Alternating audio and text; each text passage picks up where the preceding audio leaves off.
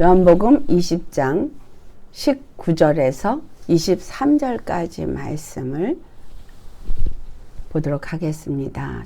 이날 곧 안식 후 첫날 저녁 때에 제자들이 유대인들을 두려워하여 모인 곳의 문들을 닫았더니 예수께서 오사 가운데 서서 이르시되 너희에게 평강이 있을지어다. 이 말씀을 하시고 손과 옆구리를 보이시니 제자들이 주를 보고 기뻐하더라. 예수께서 또 이르시되 너희에게 평강이 있을지어다. 아버지께서 나를 보내신 것 같이 나도 너희를 보내노라. 이 말씀을 하시고 그들을 향하여 숨을 내쉬며 이르시되 성령을 받으라. 너희가 누구의 죄든지 사하면 사하여 질 것이요 누구의 죄든지 그대로 두면 그대로 있으리라 하시니라.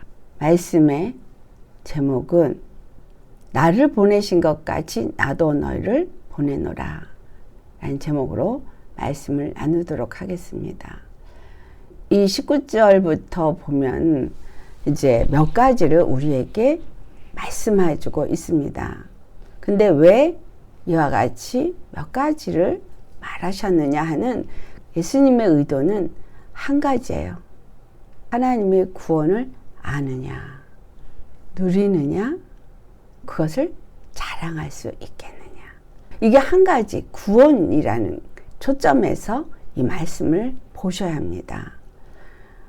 이 말씀에 나타난 것을 보니 안식 후 첫날이면 예수님 부활하신 날이에요. 아침에 부활하셨거든요. 근데 무덤에 일찍 아침에 갔던 여인들이 있었어요.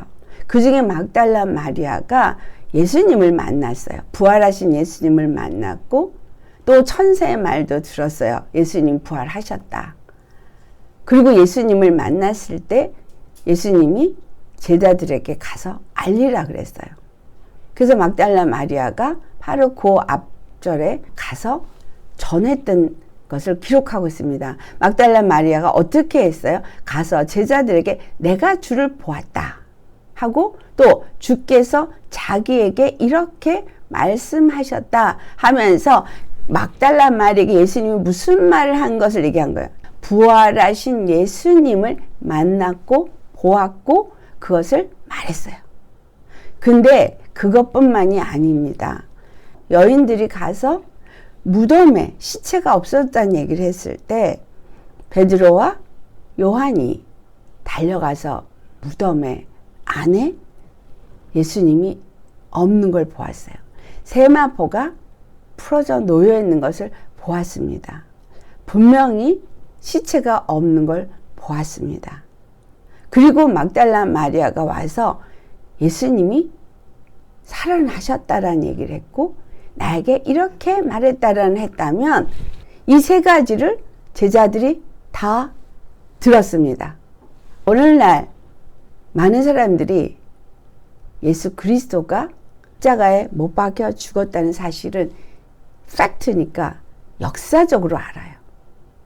두 번째, 부활절을 끊임없이 지내고 있는 기독교의 문화 속에서 그 부활이라는 단어를 수도 없이 듣습니다.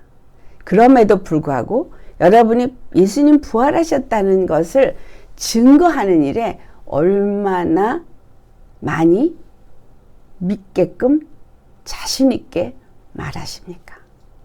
문제는 교회에서도 부활절이라는 게 있음에도 불구하고 부활에 초점을 맞춰서 증거하는 것이 아주 약하다는 사실이에요. 부활의 그 의미가 정말 중요한 것은 부활의 의미입니다. 예수님이 부활하셨다. 우리가 그 말을 할 때는 예수님이 죽으셨다로 맞죠. 그렇죠? 그러면 부활하셨다는 얘기는 죽음에서 살아나셨다는 얘기이기 때문에 예수 그리스도가 바로 생명의 주가 되신다는 걸 증거하는 게 부활 사건이에요. 예수님이 죽으심이 나의 죄와 사망의 값을 지불하셨다라는 것입니다. 오늘 여기 보니까 예수님께서 이 제자들이 어떻게 하고 있었는지를 기록하고 있어요. 두려워 떨고 문들이라고 돼 있어요. 문이 여러 개가 있었는데 다 꽁꽁꽁꽁 다 겹겹이 걸어 잠근 거예요.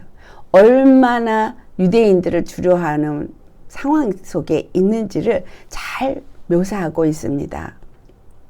오늘 우리가 예수님이 부활하셨다는 소식을 듣고도 여러분 어떠십니까? 이래서 두렵고 저래서 두렵고 두려움이 너무너무 많아요. 무슨 일이 터지기만 하면 두려워요. 예수님이 왜 죽으셨는데요? 왜 부활하셨는데요? 왜 성령님을 나에게 보내주셨고 나는 왜 예수님을 믿게 되었습니까? 그럼 믿으면 무엇을 믿게 하신 겁니까? 믿는 자로서 나는 그럼 무엇을 누리고 있습니까? 이런 질문을 우리가 할 수 있거든요. 이 제자들에게 주님의 부활하신 사건이 자신들의 죄사함을 준 것이나 예수님이 모든 사망 권세를 다 진멸하시고 부활하셨 또 우리는 그 예수님이 바로 주와 그리스도가 돼서 부활에 우리도 이룰 거라는 수많은 설교를 들었어요. 예수님이 일으키신 이적과 표적을 봤어요. 그게 어떤 의미인지를 그들이 들었어요. 그런데 예수님이 부활하셨다는 소리를 듣고서도 두려워 떨고 있었어요. 근데 이 모습은 오늘날 많은 그리스도인들의 모습이다라는 거예요. 그래서 저와 여러분은 이런 모습을 하고 있지는 않나 살펴볼 필요가 있겠죠. 그래서 이 두려워하는 제자들을 찾아오셨어요. 먼저 막달라 마리아를 보낸 것은 예수님 만날 준비를 하도록 그들이 두려워 떨고 있기 때문에 그 두려움에서부터 벗어나게 하려고 먼저 가서 전하라 그런 거예요. 오늘 우리가 예수님을 증거하는데 무엇을 증거하십니까? 예수님 죽음에서 살아나셨음을 증거하면 왜 부활하신 것을 증거합니까? 이 증거는 예수님 다시 오실 것에 대한 확신을 집어주기 위한 거예요. 참 복음을 증거해야 되는 의미가 무엇인지를 오늘 이 본문에서 자세하게 증거하고 있습니다. 그들이 두려워 떨고 있는 그들에게 예수님은 오셔서 하신 첫 번째 말씀이 뭐였어요? 평강할지어다예요. 평강이 있을지어다. 피스. 여러분 안에 평강이 있을지어다 라고 말했어요. 이 말의 의미는 두려워 떨지 말아라. 왜 두려워 떨고 있어요? 지금 죽을까 봐. 여러분 이 말씀이 마태복음 10장 28절에 어떻게 표현하고 있어요? 너희는 몸은 능히 죽이지만 몸과 영혼을 능히 죽이지 못하는 자들을 두려워하지 말라고 말하고 있어요. 지금 예수님의 초점은 어디에 있냐? 예수님이 왜 죽으시고 왜 부활하셨는지를 다시 기억하라고 촉구하고 계시는 거예요. 손과 옆구리를 보여주셨어요. 예수님이 십자가에서 손에 못이 박히시고 옆구리에 창에 찔리신 것을 보여준 거예요. 의심하지 말라고 보여준 거예요. 이 말의 의미가 예수님이 바로 우리의 죄와 우리의 사망을 위해서 십자가를 지셨다는 것과 그리고 그 모든 것을 이기시고 생명의 주가 되시기 때문에 다시 살아나셨다는 것, 이걸 말하면서 그렇기 때문에 너희는 나를 믿으라 이거죠. 나를 믿고 peace be unto you. 네 마음에 평강을 얻어라. 평강이 있을지어다 라고 말한 거죠. 죄 때문에 저주가 오고 사망이 옵니다. 그런데 이 죄를 다 도말해 버리셨고 그리고 너희들이 이제 죄사함을 얻고 내가 부활했기 때문에 너희도 그 부활의 생명으로 살게 될 것이다. 이걸 말하거든요. 그러고 나서 예수님이 다시 또 말해요. 평강이 있을지어다. 그러면서 하시는 말씀이 아버지께서 나를 보내신 것 같이 나도 너를 보내노라. 아버지께서 나를 이 땅에 보내신 이유가 뭐냐? 내가 십자가에서 죽기 위해서 내가 왔다. 그 말씀하신 거예요. 너희들이 공생의 3년 동안에 내가 한 말을 기억하느냐? 내가 아버지께로부터 왔다고 말했던 것을 기억하느냐? 내가 아버지께로부터 왜 왔는지 얘기했던 것을 기억하느냐? 그리고 그 일을 위해서 내가 왔지만 내가 다시 아버지께로 간다고 말했던 것처럼 분명히 죽은 자 가운데서 다시 살아날 것과 이 모든 것들이 바로 선지자에게 기록된 대로 다 이루어진다는 것을 모든 역사를 이루실 때마다 그 율법과 선지자에 기록된 모든 말씀들이 예수 그리스도에 관한 말씀이라는 것을 누누이 말해왔습니다. 그리고 그들에게 말씀하신 대로 십자가를 치고 손에 못 박히시고 옆구리에 창에 찔리시고 죽으셨어요. 그리고 부활하셨어요. 예수님을 믿는 우리가 예수님 믿습니다 하면 무엇을 믿느냐? 바로 예수 그리스도를 통해서 내가 구원을 받았다는 것을 믿어야 한다는 거죠. 죄가 사함을 받은 걸 믿으십니까? 사망 권세에서부터 내가 자유함을 얻은 걸 믿으십니까?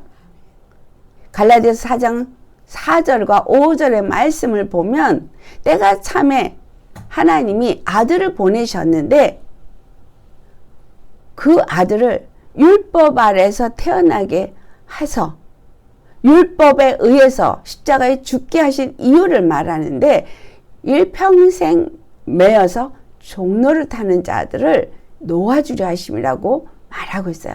죄의 종로를 율법의 요구의 종로를. 그죠? 율법은 너 죄인이잖아 하는 그 참소, 그 정죄, 거기서부터 자유함을 얻게 하기 위해서 일평생 그 율법 아래에서 매여서 종로를 타는 자들은 갈라디아 3장 10절에 뭐라냐면 그 율법 중에 율법 아래에서 행하는 사람, 율법으로 의롭다함을 얻으려고 하는 사람은 율법의 모든 요구를 다 행해야 된다고 돼 있어요.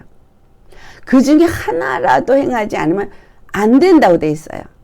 그러니까 율법 아래에서 매 순간마다 두려움에 떨고 매 순간 재물을 가지고만 가야만 되고 율법을 어겨서 죽을까 봐 두려워하는 그런 사람들을 놓아주기 위해서 예수님이 마지막 때에 오셔서 단번에 그 율법을 완성하신 거예요.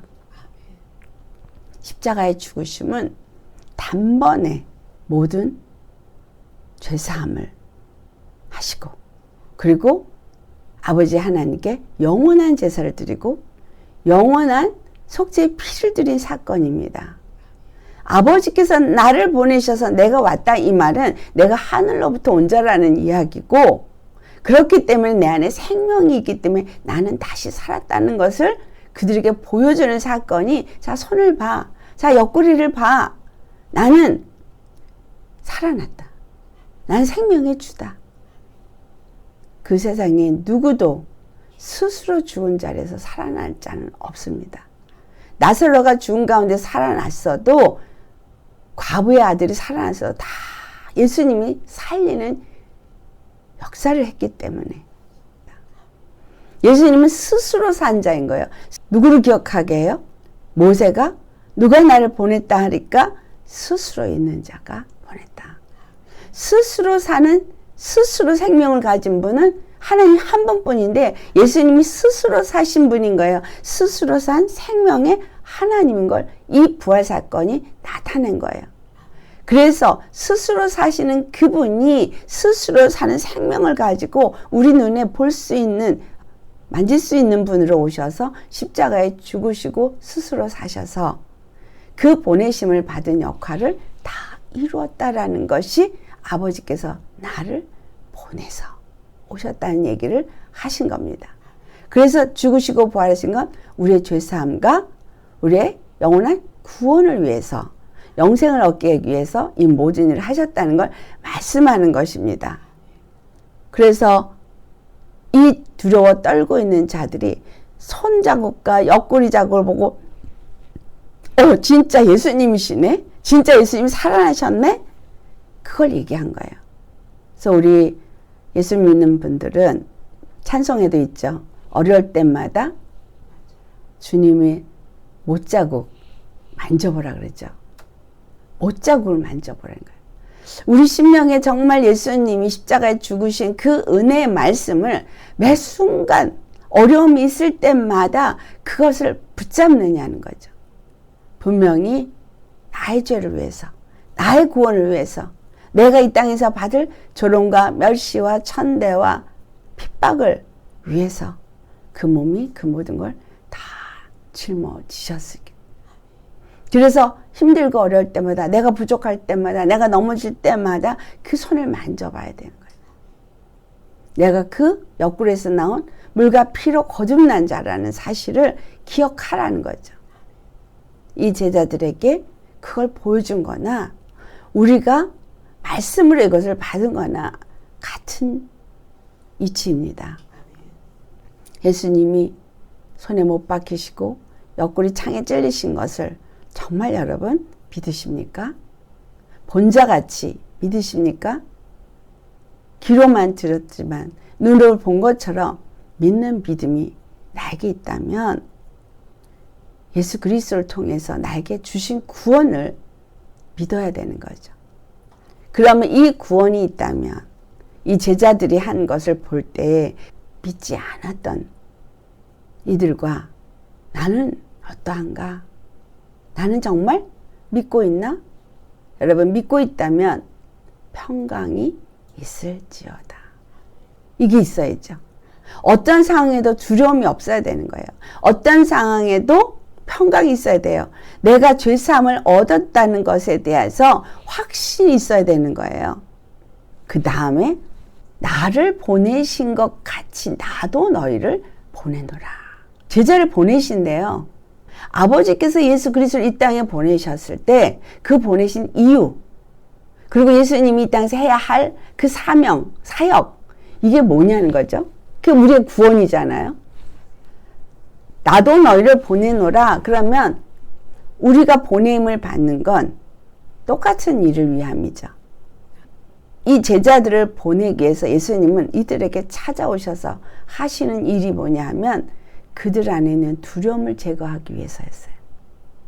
그들의 불신을 제거하기 위해서였어요. 두려움이 어디서 왔어요? 불신에서. 불신은 하나님이 말씀하시고 이루신 모든 그 죽으심과 부활한 걸 믿지 아니한 데서 온 거잖아요. 그럼 이들은 구원을 누리는 자가 아닌 거죠. 하나님이 보내셨다는 그 예수 그리스도를 주와 그리스도로 믿지 않는 겁니다. 그래서 오신 거예요. 오셔서 그들에게 꽁꽁 문들을 잠궜는데 들어오셔서 그들 가운데 서셨어요. 얼마나 놀랐겠어요. 한번 상상을 해보세요. 다 아시기 때문에 일부러 막달라 마리아를 먼저 보내고 그 이후에 오신 거예요. 그들의 마음이 어떠한지, 믿음이 어떠한지를 보여주기 위해서. 여러분, 예수님 만나고 싶으시죠? 그럼 먼저 믿으세요. 말씀으로 받을 때 아멘으로 믿으셔야 돼요. 예수님이 그 가운데 서서 그들에게 평강이 있을지어다 말하고 만져보라고 보라고 그럴 때까지 가지 말고 말씀을 받았을 때 그냥 아멘으로 믿으세요. 그게 내 거예요. 거기다 어떤 이유를 대서 아이고 이렇잖아요. 이런 게 있잖아요. 이런 문제가 있잖아요. 어떤 이유를 갖다 대고 얘기를 해도 여러분 그건 불신이에요. 아시겠어요? 이런 이유 저런 이유 다 갖다 대도 불신인 이유는 예수님은 이미 십자가에 죽으셨고 부활하셨고 다 이루셨고 이것을 우리에게 주셨다는 사실이에요. 믿고 안 믿고 누리고 안 누리고는 내 몫인 거지 다 이루셨어요. 더 남은 거 없습니다. 그래서 내가 너희들을 보내노라 하시고 하신 말씀이 이걸 보내기 위해서는 어떻게 돼야 되나 하니까 그들을 향하여 숨을 내쉬며 이르시되 성령을 받으라. 성령을 받으라. 성령을 받아야 네페시, 그 숨, 호흡, 성령, 하나님의 영을 받아야 그 다음에 생명을 가진 생명이 되어져서 아담이 되어져서 하나님의 보내심을 받은 자가 될 수 있기 때문인 거예요. 처음부터 하나님은 초점이 구원에 있습니다. 이 땅의 모든 민족들을 구원하기를 원하셔서 예수님을 이 땅에 보내셨어요. 그래서 예수님이 이 땅에 오신 뜻은 내 뜻은 아버지의 뜻을 이루기 위해서입니다. 알았고 그 아버지의 뜻은 곧 아들을 믿는 자들에게 영생을 주는 것이라고 말하셨거든요. 그래서 아들을 믿는 자에게 영생을 주기 위해서 그 예수 그리스도가 바로 하나님이 보내신다는 걸 증거하기 위해서 수많은 일들을 행했고 그리고 그 뜻이 바로 십자가에 죽으시고 부활하심으로써 이루어진다는 것을 말씀하고 그것을 3년 따라하면서 보고 듣고 만져보고 그 모든 것에 증인이 된 사람이 이 제자들이에요. 근데 이 제자들이 불신했다는 거죠. 믿지 않았다는 거죠. 그래서 주님은 그들에게 이제 성령을 받고 그리스도의 증인이 되어야 될 때가 되었기 때문에, 왜냐하면 예수님이 곧 올라갈 때가 되었기 때문인 거예요. 숨을 내쉬고 성령을 받으라. 그 의미는 성령을 받지 않으면 너희가 이 두려움에서 벗어날 길이 없다는 얘기이기도 합니다. 23절 말씀에 아주 중요한 말씀을 하십니다. 너희가 누구의 죄든지 사하면 사여질 것이요 누구의 죄든지 그대로 두면 그대로 있으리라 하시니라.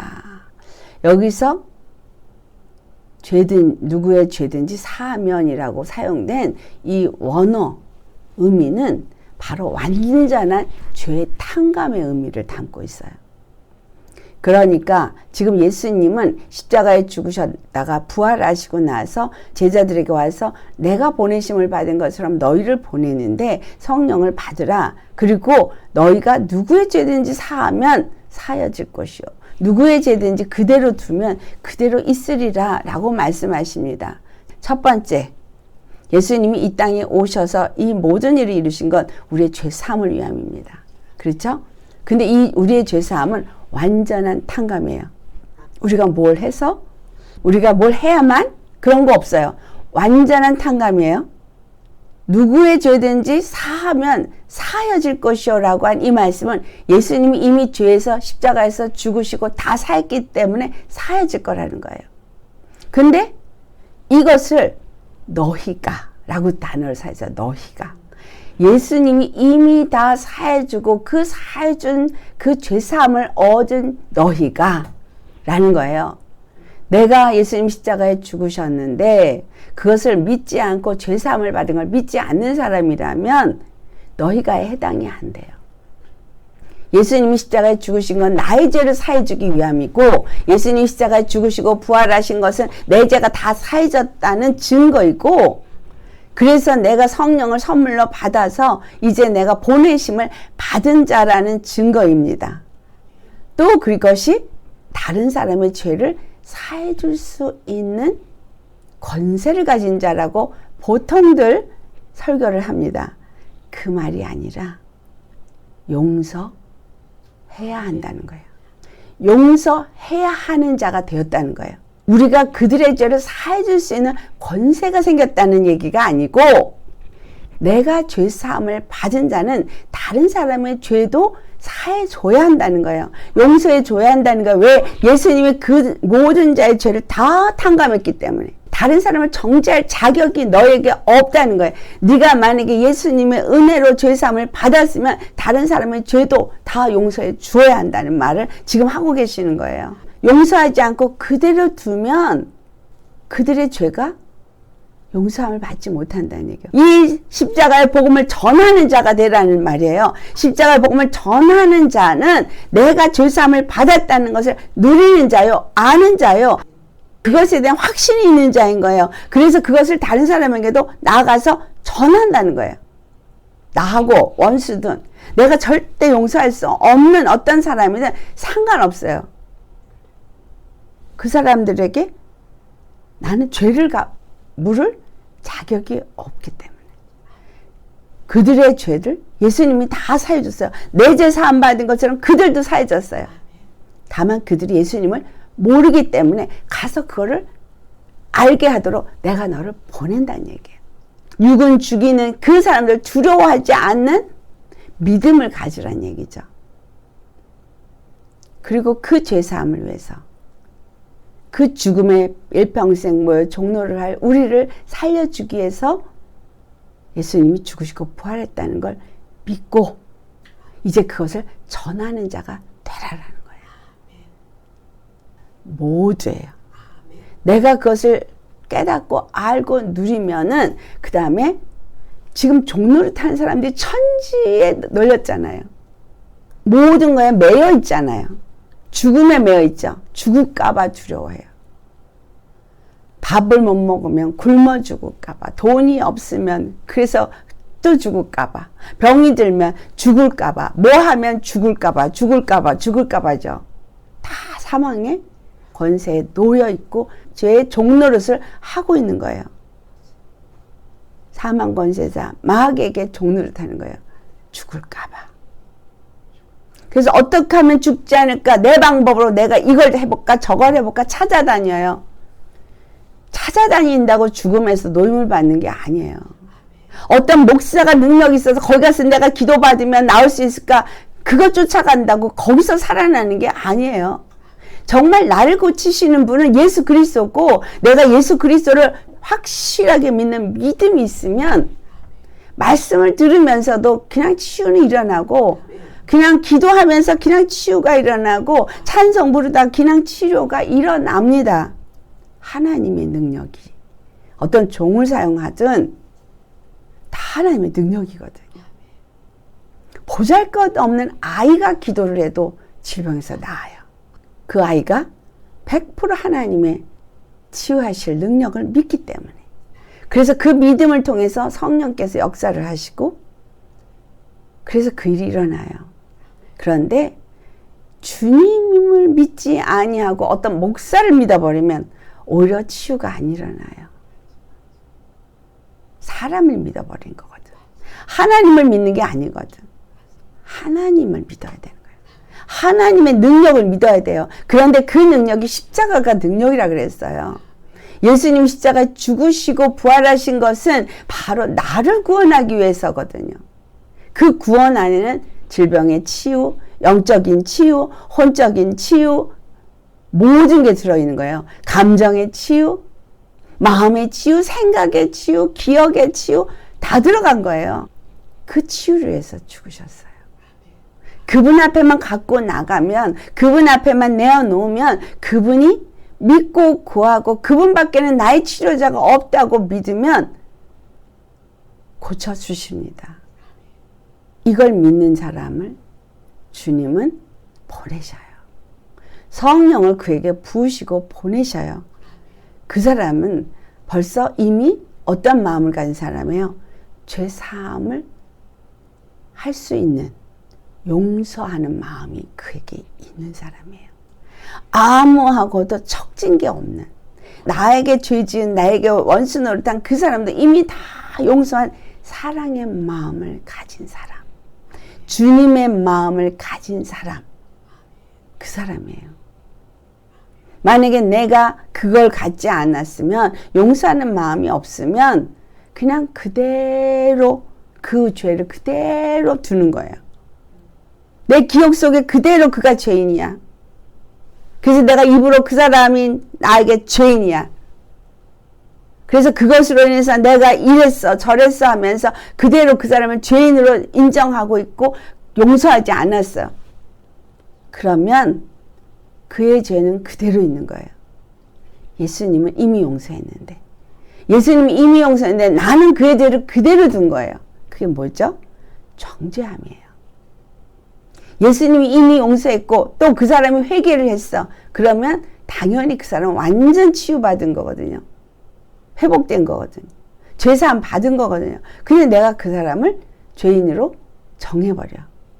그러면 하나님이 죄 없다 하신 일을 내가 죄 있다라고 하는 하나님을 대적하고 하나님을 거역하는 일을 하는 거예요. 근데 주기도문의 말씀을 보니 너희가 너에게 죄 지은 자를 사하여 준 것 같이 내가 너의 죄를 사하여 줘. 너에게 죄 지은 자를 사하여 준 것 같이 사하여 주옵시고 그걸 기도하시잖아요. 주님, 내가 나에게 죄 지은 자를 내가 사해 주니까 주님 내 죄를 사해 주세요. 이게 바로 여기 이 말씀이에요. 23절 말씀. 내가 모든 사람을 다 용서하니 아버지 나도 나의 모든 죄도 다 용서해 주세요. 내게 어떤 죄도 그대로 있는 것이 없게 해주세요. 이 소리잖아요. 나도 저들의 죄를 용서해 줬으니 나도 용서해 주세요. 그 말을 하는 거예요. 우리 앞에 용서받지 못할 사람은 하나도 없어야 돼요. 왜냐하면 내가 용서받았기 때문에. 근데 우리 생각에 저 사람을 용서해야지 한다고 용서가 되는 게 아니거든요. 뭘 알면 오늘 본문 말씀에 예수님이 바로 십자가에 죽으신 것을 알면 손에 찔리고 옆구리에 상한 것을 보았으면 믿었으면 성령을 받았으면 그의 마음을 가진 자라는 거죠. 예수님이 왜 그와 같은 일을 하셨는지를 알기 때문에 보았기 때문에 믿기 때문에 그 일을 나도 할 수 있는 자가 되어야 한다는 얘기를 하고 있는 거예요.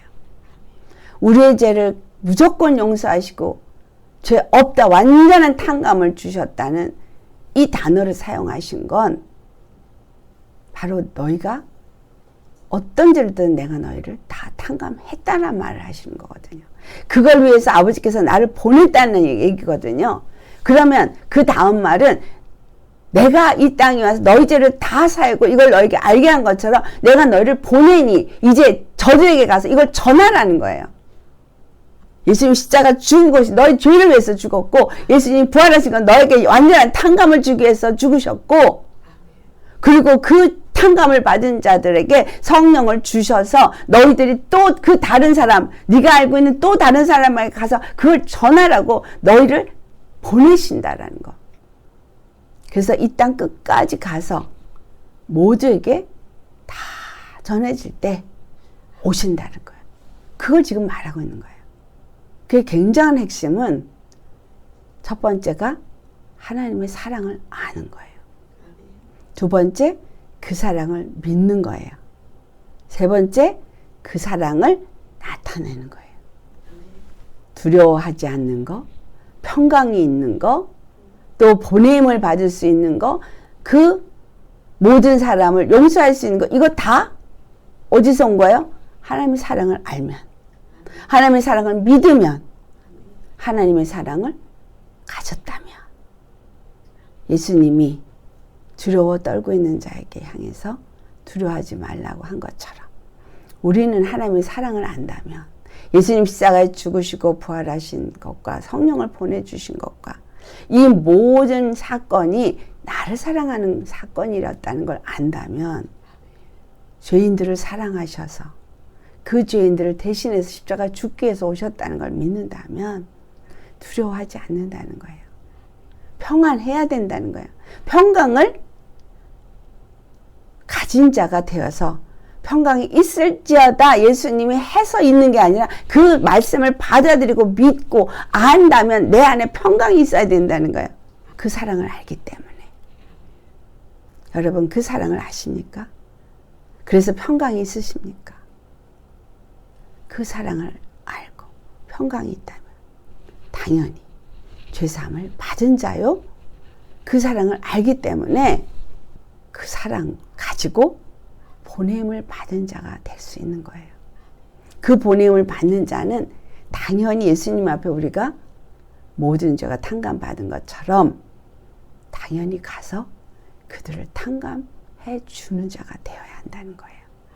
사랑을 나누는 자, 사랑을 하는 자, 그 사랑을 전해서 그들을 그 죄에서부터, 죄의 사망에서부터, 사망 권세자에서 종로를 타는 자에게서부터 건져내는 일을 한다는 거예요. 이것이 예수님이 이 땅에 오신 이유요. 우리가 부름받은 이유요. 우리가 살고 있는 이유입니다.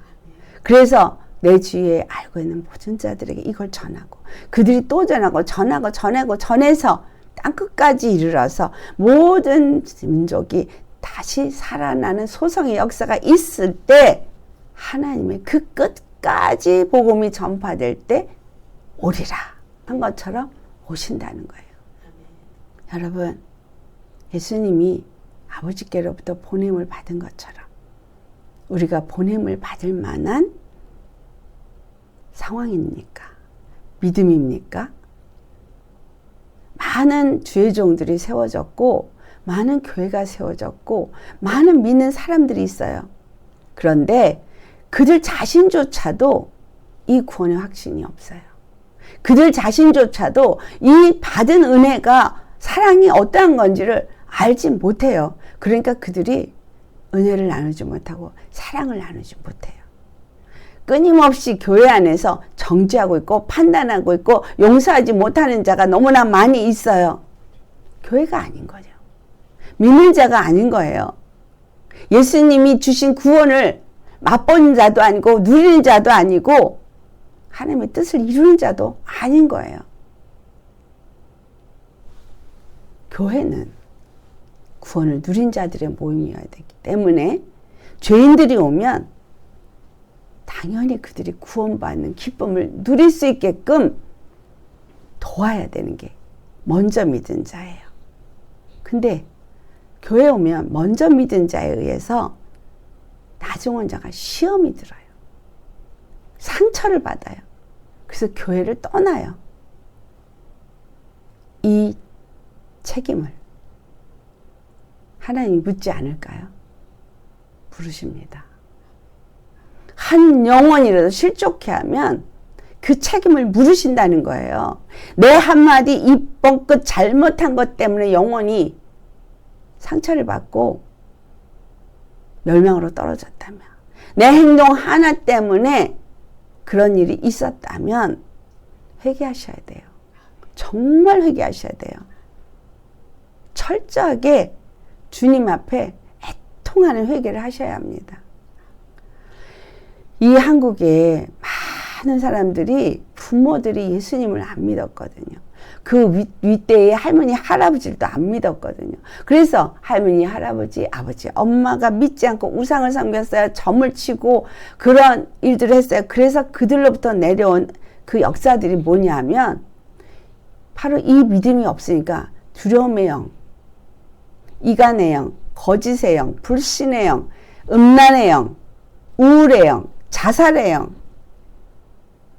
이런 것들이 넘쳐나는 거예요. 그래서 회개해야 되는 거예요. 그런 것들이 우리 안에서 역사했고 또 그것이 또 내려가서 내 자식들에서 역사하고 있고 손주에게서 역사하고 있고 자자손손이 보면은 지금의 우리 자녀들의 모습을 보면 두려움이 너무 많아서 아이들도 공황장애라는 말도 안 되는, 옛날에는 없던 병이 오늘날 우리 자녀들에게 있습니다.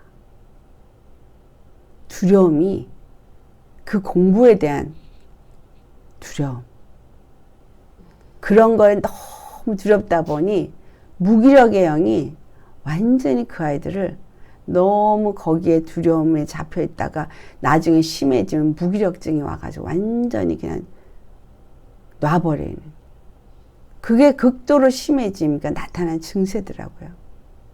자폐증, 학교에서 왕따시키고 공부 좀 못하면 왕따시켜요. 그러니까 그런 취급받을까 봐 두려워하고.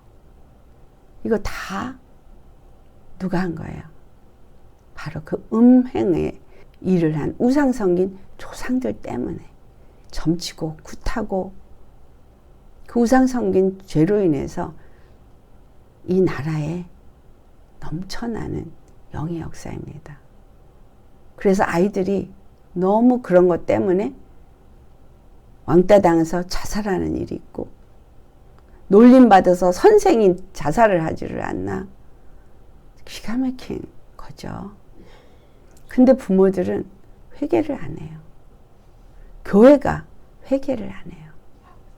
그리고 믿는다고 하는 사람들이 용서를 안 하고 이 적대 감정을 가지고 이를 득득 깔고 있어요. 여러분, 우리가 정말 다른 사람을 용서하지 않으면 내 죄도 용서받지 못한다는 걸 아셔야 합니다. 하나님이 우리에게 준 건 첫째도 사랑, 둘째도 사랑, 셋째도 사랑, 넷째도 사랑, 사랑이에요. 사랑받고, 사랑 알고, 사랑하는 자가 되라고, 사랑 나누는 자가 되라고. 사랑이 아니면 일어날 수 없는 일이 용서하는 일이에요. 사랑의 마음을 가지면 용서하려고 노력하지 않아도 그냥 용서가 저절로 돼요. 용서라는 단어를 쓸 필요도 없어요. 그냥 사랑의 마음이 와버리니까 그냥 그 사람의 죄가 다 잊어버려지거든요. 이건 제 경험을 말씀드린 거예요.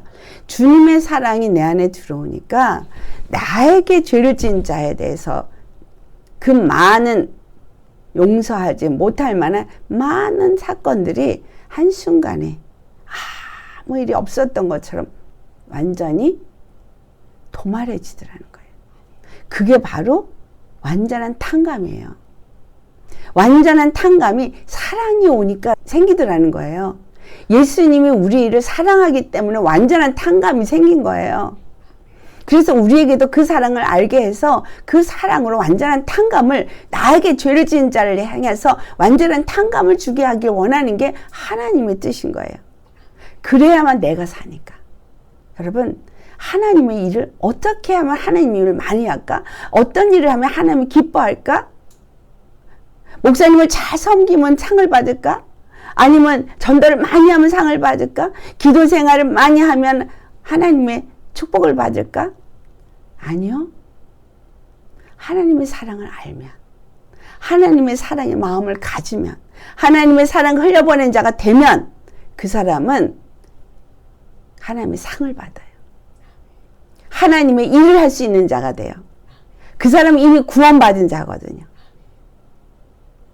내가 노력해서 어떤 사역에 목사님들이 너무 애를 쓰시는데, 중요한 건 너무 애를 쓰고 사역에 초점을 맞추다 보니까 목사님들 자신들이 다 피폐해져 있어요. 메말라 있어요. 아주 그냥 쩍쩍 갈라진 사막처럼 심령이 완전히 메말라 있어요. 이게 뭐야? 생명의 고갈이에요. 생명이 고갈돼서 어떤 지식을 채우려고 또 신학교 와서 또 박사 코스 밟고 그래요. 그래서 세미나 같은 거 있다면 목사님들 돈을 갖다가 그냥 들여서라도 그런데 열심히 찾아다녀서 뭔가 배우려고 그래요. 그래가지고 내 컬컬한 심령이, 내 배고픈 심령이, 내 쩍쩍 갈라진 사막 같은 광야 같은 심령이 물된 동산이 되나요? 아니에요. 여러분, 예수 믿는 사람은 물된 동산이 돼야 돼요. 이 물된 동산은 말씀과 기도 속에서 밖에는 안 돼요. 성경을 많이 읽고 기도를 많이 해서 된다는 얘기가 아니라 정말 예수님의 손 못 자고 옆구리 못 자고 말씀을 읽을 때마다 만나야 되는 거예요. 느껴야 되는 거예요. 알아야 되는 거예요. 나를 향한 하나님의 사랑을 여기서 만나야 돼요. 봐야 돼요. 믿어야 돼요. 그 사랑 때문에 감격하셔야 돼요. 그 사랑이 너무 귀해서 가장 이 세상 그 어떤 것보다 가치 있는 것으로 느껴지시고 알아지셔야 돼요. 고백할 수 있어야 돼요. 그 사랑 때문에 목매이는 사람, 매일 그 사랑 때문에 감격하는 사람, 그 사랑 전하지 않고 못 견딥니다. 그 사람은 십자가만 전하게 돼 있어요. 어떤 도덕적인 걸 전하지 않아요. 어떤 지식적인 걸 전하지 않아요. 십자가를 전하지 않을 수가 없어요. 왜? 이게 다니까. 내가 만난 예수님은 여기서 만났으니까 이 십자가의 구원이 나에게 이루어져서 내가 배부르니까 이 십자가의 구원이 나를 행복하게 하니까 나를 기쁘게 하니까 그래서 이 십자가 못 박히신 손 찔리신 그 옆구리 때문에 내가 이렇게 죄에서 자유함을 얻은 자가 되었다는 그 감격이 넘쳐나는 사람은 그걸 자랑하게 돼 있어요. 그리고 어떤 일이 있어도 이게 가장 귀하고 가치 있다고 고백한 사도 바울처럼 다른 걸 다 버릴 수 있습니다. 이것만이 나의 구원이니까, 이것만이 나의 영생을 얻는 길이니까 다른 거 다 버릴 수 있어요. 여러분에게 다른 것 때문에 예수님을 조금 뒤로 물리는 것이 있다면 그건 아직 예수님을 모르는 사람인 거예요. 정말 예수님이 십자가의 은혜를 안다면, 그 사랑을 안다면 그 앞에 다른 어떤 것을 그보다 앞서서 세울 수 없습니다. 왜냐하면 내가 구원받을 수 있는 다른 방법이 없기 때문에. 내가 영생을 얻을 수 있는 이 죄와 사망에서 건짐을 받을 수 있는 다른 길이 나에게 없기 때문에 이 십자가가 세상에서 가장 귀한 것이 될 수밖에 없습니다. 주님은 이걸 알라는 거예요. 만져보고 보고 알라는 거예요. 그러면 내가 너를 보낸다는 거예요. 내 마음을 가지고 내 뜻을 가지고 내가 보냄을 받은 것처럼 너희도 그렇게 세상에 보냄을 받은 자가 되라는 거예요. 그래야만 한다는 거예요. 그래서 사역을 하는 게 아니고 어떤 일을 하려고 열심을 내는 게 아니라 내가 먼저 만난 예수, 내가 경험한 예수, 내가 받은 구원, 내가 받은 그 사랑, 은혜, 그거를 말하는 거예요. 그래서 너희는 가서 모든 족속으로 제자를 삼아 아버지와 아들과 성령 이름으로 세례를 주고, 그러니까 그들이 거기서부터 건진받고 예수님을 주로 그리스도로 믿게 하고, 그리고 내가 너에게 본부한 모든 것을 가르쳐 지키게 하라. 구원받은 걸 누리는 걸 너희도 누려라고 가르치라는 거예요. 의의 삶을 사는 걸 너희도 살고 그들에게도 의의 삶을 살라고 가르치라는 거예요. 말씀에 순종하는 삶을 살도록 너가 살고 그렇게 살게끔 가르치라는 거예요. 그래서 이 구원이 한 사람에게, 두 사람에게, 세 사람에게, 네 사람에게 점점 더 나누어져서 이 모든 고통 가운데 있는 자들이 다 구원함을 받고 그들 모두가 다 평강을 누리는 자가 될 때 평강의 왕 되신 예수님 밑에 평강의 백성이 되어질 수 있다는 겁니다. 마태복음 16장 16절 베드로가 뭐라 했어요? 주는 그리스도시여 살아계신 하나님의 아들이니다 했을 때 그때 19절 말씀이 이 같은 말을 하죠. 너희가 땅에서 매면 하늘에서도 매일 것이고 땅에서 풀면 하늘에서도 풀릴 거라. 바로 이거예요. 너희가 죄를 용서하면 저의 죄 나도 용서해. 왜? 내가 이미 사했으니까. 근데 너희가 저를 용서하지 못해? 그러면 하늘에서도 매요.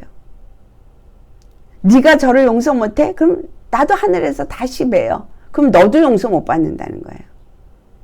우리가 매일 것은 용서하지 않아야 될 건 마귀예요. 악한 것들. 그러나 영혼들을 향해서는 우리는 무조건 풀어야 되는 거예요. 죄사함을 받은 사실을 전해야 되는 거예요. 그들이 탕감받은 것을 전해야 되는 거예요. 나부터 탕감받고 내가 모든 사람들을 탕감해 줄 때 가서 그 사람에게 당신의 죄가 탕감받았어요. 내가 탕감받았거든요. 당신도 탕감받았어요. 이 말을 원수한테도 가서 말할 수 있는 거예요. 그렇죠? 내가 그 사람을, 내 원수를 용서했다면 그 사람한테 가서 나 당신 용서했어요. 당신은 예수님한테도 용서받았어요. 탕감해 줄 수 있는 거예요. 전에 어떤 분이 자동차 사고를 당했는데 누가 자기 차를 박살을 내놨대요. 근데 내가 받은 은혜가 너무 귀해서 그 사람을 그냥 용서해 줬대요. 그거 쉬운 거 아니죠. 돈이 몇 백이 들어가는 일이고 결국은 그 차를 폐차를 시켰는데 자신이 탕감받은 그 은혜 때문에 그 사람의 죄를 그냥 용서해 줬다는 거예요. 그게 우리 돼야 되는 거예요. 주님 앞에 나는 하나님 앞에는 다 탕감받기를 원해. 근데 나한테 요만큼 잘못한 거 요건 절대로 용서해 줄 수 없어. 이렇게 되는 그게 우리거든요. 저가 나에게 이런 짓을 했고 저런 짓을 했고 나는 용서할 수 없어요. 그러면 주님이 난 너를 나한테 엄청나게 잘못해도 난 다 용서했는데 난 별로 잘못한 거 없는 것 같은데요. 나는 무슨 죄가 있는지 잘 모르겠어요. 나는 별로 죄진 거 없어요. 지금 제 얘기하는 거예요. 저는 싸우지도 않았고요. 난 도둑질도 안 했고요. 나는 남에게 가슴 아프게 하는 일도 안 했고요. 나는 너무너무 부모한테도 말도 잘 듣고 순종했고요. 난 죄가 없어요. 그랬었어요. 그랬더니 그럼 넌 나와 상관이 없지. 진짜 제 입으로 그랬어요. 그럼 예수님과 나는 상관이 없네요. 제가 그런 말을 했던 사람이에요. 근데 정말 지금 보니 몰라도 너무 몰라서 그렇게 말한 거지. 지금은 정말 가슴 저리게 죄악 덩어리 죄인, 아주 뼛속까지 죄인인 거 고백 안 할 수가 없고, 사도 바울이 죄인 중에 괴수라 그러니까 주님 나는 죄인 중에 괴수입니다. 이런 고백이 나오더라고요. 그러니 다른 사람 뭐라고 할 자격이 없어요. 용서하고 말고 할 자격 자체가 없어요. 그러니까 근본이 우린 다 죄인이기 때문에 당신이 나한테 그렇게 한 거나 내가 딴 사람이 한 거나 다 똥똥 same 응? 내가 탕감받았으니 당신도 탕감받는 게 맞아요. 이게 되는 거예요. 여러분, 우리는 보내심을 받아야 합니다. 이게 하나님 뜻이에요. 그런데 사역을 하려는 게 아니라는 거 아시죠? 내 영혼이 구원받는 것이 중요한 거예요. 내 영혼이 구원받는 거. 사역 하나도 못해도 내 영혼이 정말 예수님의 형상으로 회복되어지고 물된 동산의 심령이 되어지고 그리고 딱 죽어도 괜찮아요. 하나님의 목적은 그거거든요. 근데 하나님은 그렇게 공들여서 그렇게 만들면 분명히 결실이 있습니다. 어떤 분이 그랬다 그래요. 이제 저 사람 쓸만하겠다 그러면 죽었대요. 근데 다 그러더래요. 쓸만하다 싶으면 죽다. 근데 아니에요. 그 사람이 거기까지 가는 동안 쓸만하게 됐다라고 그분이 볼 때는 생각했는지 모르지만 그 뒤에 그 사람이 모르는 분명한 열매가 있을 겁니다. 하나님 그렇게 손해보지 않아요. 한 명이라도 영혼 구원의 역사는 있어요. 한 달란트 물론 한 데나리온 땅에 묻어둔 사람이 있죠. 근데 정말 은혜 받은 사람이라면 이윤을 남깁니다. 하나님 앞에 보내심을 받은 자 되어야 합니다. 하나님 아버지께서 예수 그리스도를 보내신 이유 오늘 확실히 아셨죠? 그럼 우리가 예수님의 그 못작인 손, 찔리신 옆구리 보신 자로서 부활을 보신 자로서 우리가 탕감을 받은 자로서 이 땅에서 어떻게 살아야 될지 아는 자가 되었다면 반드시 행함이 있는 믿음의 사람 되셔야 합니다. 아멘. 그래서 주님의 사랑을 알고 사랑하는 사람이 되어서 사랑을 나누는 저희들 되시기를. 그래서 보냄을 받아 주님의 뜻이 저와 여러분을 통해서 이 땅 가운데 이루어지시기를 예수님의 이름으로 축원합니다. 아멘. 기도하시겠습니다. 할렐루야. 거룩하신 아버지 참 감사합니다. 아버지께서 예수 그리스도를 이 땅에 보내주신 이유 그것은 바로 우리의 구원입니다. 그 구원을 예수 그리스도를 통해서 이루셨고 예수 그리스도만이 그 구원을 우리에게 줄 수 있는 단 한 분으로서 십자가에 죽으시고 부활하셨습니다.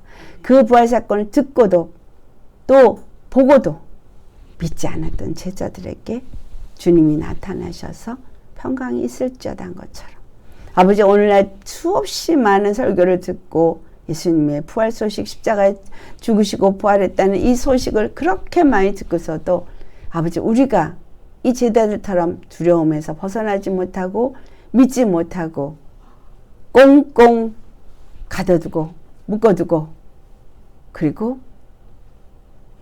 나에게 죄 지은 자를 용서하지 못하고 있습니다. 원한에 처 있습니다. 그리고 나라는 존재가 어떤 자인지를 제대로 알지 못해서 다른 사람들 위에 군림하려고 하고 있습니다.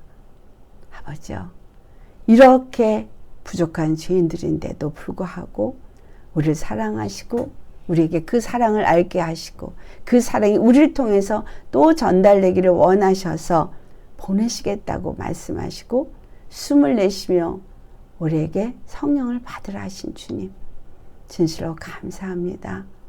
우리에게 이제 그 죄사함을 얻은 탕감받은 사실을 전하게 하시는 주님 그리 되게 하여 주옵소서. 우리가 누구의 죄든지 사하면 그대로 사함을 받는 누구의 죄든지 이 땅에서 매이면 하늘에서도 매인다는 것처럼 아버지여 우리가 매이는 역사가 없이 풀어주는 자가 되게 하시고 자유케 하는 자가 되게 하여 주시옵소서. 그러나 우리가 그대로 두면 그대로 있는다 했으니 복음을 전하지 않아서 듣지 못해서 알지 못해서 그대로 지옥불로 떨어지는 영혼이 있을까 심히 두려워됩니다. 우리가 어찌하든지 입술을 열어 주의 복음을 전하게 하시고 이 기쁜 십자가 소식을 전하는 자가 되게 하시고 유창하게 뭘 가르치려는 선생이 되려고 하지 말게 하시고 받은 바 은혜, 깨달은 바 은혜 그리고 내가 만난 예수님의 그 깨달은 사랑과 그 경험한 사랑을 나누고 자랑할 수 있는 예수님만 자랑하는 자 십자가만을 자랑하는 자 성령님의 인도하심 안에서 그 받은 바 감동을 나눌 수 있는 자들이 되어져서 어떤 사역, 어떤 일이 아니라 내가 만난 예수님을 자랑할 수 있는 우리 모두가 되게 하여 주옵소서. 보냄을 받은 자로서 부족함이 없도록 성령님 우리 안에 임하셔서 우리 심령이 물된 동산이 되게 하소서. 날마다 풍성한 생명수가 우리 심령 가운데 차도록 우리 심령은 십자가에 못 박아지게 하시고 주의 말씀이 항상 우리 생각과 마음을 지배하게 하시고 성령님이 그 말씀을 들어 사용하셔서 우리가 입을 열 때마다 예수님만 자랑하게 하시고 정말 겸손하게 그 영혼을 돌아보며 주의 사랑을 나눌 수 있는 십자가의 전달자가 되게 하여 주옵소서. 감사합니다. 무엇이 된 것이 아니라 그 사랑을 받은 자임을 그 사랑에 빚진 자임을 기억하게 하옵소서. 우리를 사랑하신 참 좋으신 예수님 이름 받들어 감사 기도드리옵나이다. 아멘.